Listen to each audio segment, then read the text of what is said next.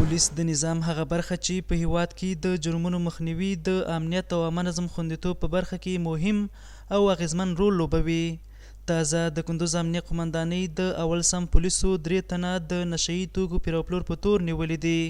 د دغه ولایت سیمې امنيتي مسوولینو په وینا نيول شوي کسان د کندز ښار کوبهي سیمې اوسېدونکي دي چې دوسیې به یې له لومړنیو څېړنو وروسته عدلي او قضایي ارګانونو ته وسپارل شي. د کندز ولایت امنيه قوماندانۍ اړوند د سمت اول ماموریت بیداره پولیسو په دې باندې وتوانېدل چې د یو کشفي راپور په اساس باندې 3 تنه د نشئی توکو خرڅلاو په توګه باندې ونیول.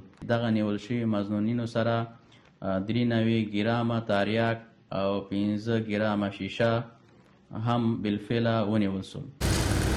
له دې سره امنیتي مسوولین ولس ته د ډاډمن امنیت ډاډ ورکوي او په وینا یې اوسمهال خلک کولی شي شپه او ورځ له هر ډول اندېښنو پرته د ژوند چارې مخې ته یوسي.